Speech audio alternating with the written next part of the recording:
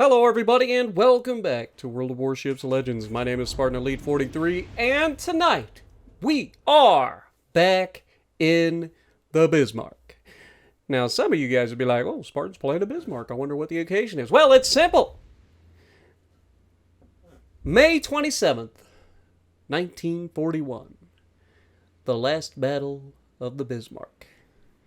So, seemed fitting to take the Bismarck out one last time. But this match is going to show you guys exactly what I talk about when I say that people got to stop doing this, right? Well, you're going to see exactly what I mean. Pay attention to the minimap, and you'll see why I choose to do what I do, okay? This is what I talk about when I say paying attention to the minimap, understanding when you have a advantage, you know, that sort of thing. I want you guys to pay attention to this, okay? And it's not just from our perspective, but also from the enemy's perspective. And you'll see why the match ends up going the way that they do. First of all, this match is consisting of 3 push points, right? There's the open water in the middle that very few people other than destroyers decide to go down usually until late in the match. You have the channel to the right littered with islands. You have the channel to the left littered with islands. Both of the outside channels are very easily defended by very few ships. Meaning that, just like the Spartans of old, your numbers don't really count for nothing, because you can't bring full firepower to bear, right? Inside those gaps. Specifically the left side of the map over there at Alpha. That is the hardest side to actually, like, overwhelm with firepower, right? It just is. Because again, it's easy to defend it with very few ships, but you'll notice that right out the gate, their entire team is committed to going into Alpha. Their entire team. The only person that stays over here is a cruiser that I believe is a York that ends up posted up at the island just ahead of us. The big island to the left of the small island to the left of the big island, just outside of Delta. Right there at Bravo. You see that island there? Anyway, I digress. Once I recognize that everybody's running away from us, their entire team is committed to going away. We just full speed ahead. There's no reason for me to dilly-dally. There's no reason for me to try to, like, play around. We're going straight ahead. I have a cruiser to my right, which turns out to be a Tiger 59. And we are going to, together, grab this cap as quickly as possible and then set up the crossfires to completely ruin the enemy's time, right? Why they chose this as their strategy is beyond me. But the only thing I can figure is that people are so ingrained with this whole, I must follow everyone else instead of thinking for yourself. And this is what happens to you. Right out the gate, we've got the division, one of the people in the division spotted, and we're able to slap him and get a Citadel. 20,000 damage salvo from the Bismarck to start. That's not bad. I'll take it.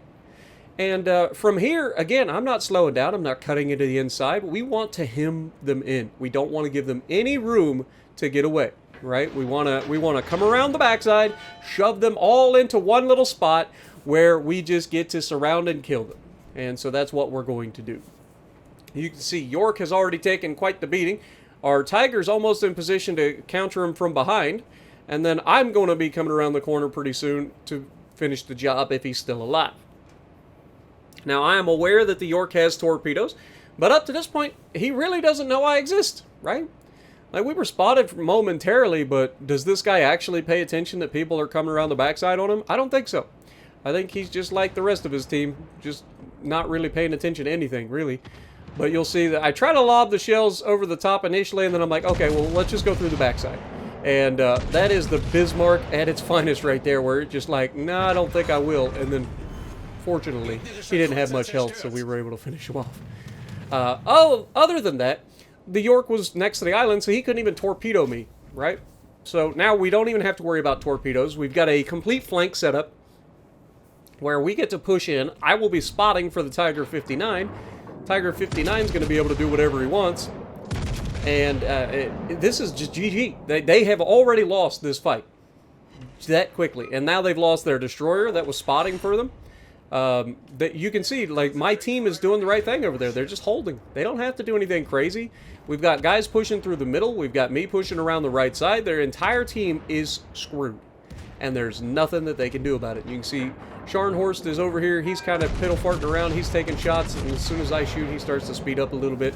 But we know that at this point, we're going to be going through their cap anyway. I'm not worried about capturing the base. I'm just going straight in. And you can see that the Scharnhorst goes broadside. The guy in the middle manages to slap him, leave him with just enough to get away. And I'm now spotting the carrier. Now, I'm not even worried about the carrier at this point. Like, that carrier has... he's dead, right? Like, he is not a threat to me whatsoever at this moment in time.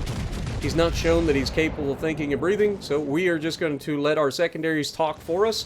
The Tiger's going to be able to shoot them, and I'm going to target the Constellation and everybody else, right? And we're just going to simply move through the cap on our way to taking out their whole team. Now, that's not to say that we're not going to take damage here, but you'll see that I'm in a position where I've got both sets of secondaries firing. We got them firing at the carrier, and then I'm going to take some shots here at the D7 because he's a threat, right? Like, the last thing I want is those freaking planes to be a problem. But you can see the Tirpitz is actually shooting over me to shoot at the cruiser. I'm trying to let my secondaries target these guys. We've only gotten one fire so far and over 30 hits. That's crazy. Right? It's ridiculous. This is why I hate playing like the Bismarck. Because I just don't get the fires that everybody else gets. Like, I just don't get them. But you'll see Tirpitz is going to get some shots at us here. We're over-angled for sure. He actually shoots at the Tiger, which is great because that leaves me able to get this capture. So we get that nice solo cap. Thankfully, he let us cap it. And as these guys are pushing away from us, I mean, what are they doing? They're just running straight into my team, right? We're like a hound dog at this point. Like, we're flushing them out, and then our team gets to do all the work. Like, they just sit there and watch them as they come around the corner. Unfortunately, our team is starting to succumb to their injuries, which is real unfortunate. But as the Tirpitz beaches himself, he can't go anywhere. We know we're getting close to being within torpedo range of him. And you'll see that the D7 is actually going to be a pretty massive problem for us, but Tirpitz is as well. This is going to be one of the most accurate Tirpitzes you've ever seen in your life. But as D7 comes around the corner, again, I go for the D7 here because he is the priority target. He's the guy that we got to get rid of because his planes are actually a problem. But of course, in true Spartan fashion, I'm not allowed to do any citadels to a D7P. He's flat broadside, man. Like, you couldn't ask for more than that. And of course, we're trying to block ourselves from the D7's guns using the island. We take quite a bit of damage from the Tirpitz, but we also know that Tirpitz is torping us, so we go ahead and have our sonar running, and we're going to go ahead and put some shots into the superstructure of the Tirpitz. And where's he going to go? Like, he's going to shoot us, and he's actually doing a really good job of aiming for weak spots and stuff like that. You'll see he shot right there. He shot all the way in front of the front gun into the cheek. It's a great shot by the Tirpitz. So that tells me that the Tirpitz at least understands armor and where he should be shooting and all of that. So that's good news for the Tirpitz. Bad news for me, and you can see more planes coming in from the freaking D7P as we try to sneak a shot over the island. Unfortunately, those are going to go through the island. And D7P finds himself right in front of me again, gets the double fire, of course. And again, as bad as it is to be like in a situation where we're getting farmed, essentially, like, what are they going to do? Like, what are they doing? They cannot win by doing this, right? Like, they're just not going to. They can focus me all they want. I'm going to be able to survive, and they are not, right? So as the Tirpitz is going away from us, we're going to go ahead and fire into the superstructure one more time. The second set of guns we're going to hold on to for the D7 when the D7 comes around the corner. We know he's coming. He comes around the corner. We're going to go ahead and take the shot. And, of course, we still have not gotten a full penetration on a D7P, which is crazy. And I was hoping that our secondaries would take him down, but unfortunately the secondaries of the Nelson take him down. Shocker. But as the Tirpitz here tries to torp us again, we know this is coming. We're not stupid. Why do you think I'm using these islands in the first place? Right? We're not stupid. But we survive all of that craziness. And then we start healing up. And the only person left is in a battleship that's low health.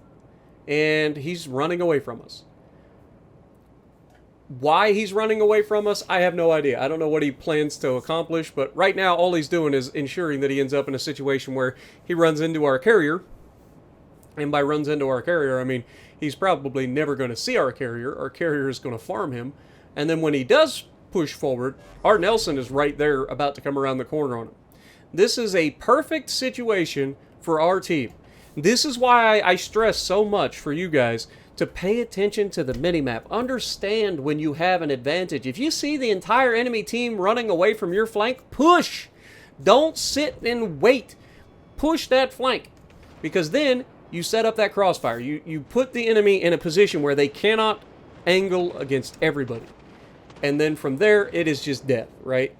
And you can see that as the Caracholo runs out, he just gets slapped by the Nelson. The Tiger's over there shooting him as well. And just about the time that we come around the corner and actually get a chance to shoot him, you can see the planes coming in from our carrier. And I'm going to try to rush the shot, get the shot in. And of course, right before my shells get there, the friendly takes him down. Unfortunate. But it was a perfect example of what happens when an entire team abandons their flank, goes to the opposite side. You are literally running across the map to sit there and die. So let me know what you guys think down in the comments below. If you like what I'm doing, punch the like button, leave a comment below, subscribe to the channel if you haven't already, and as always, I will see you in the next video.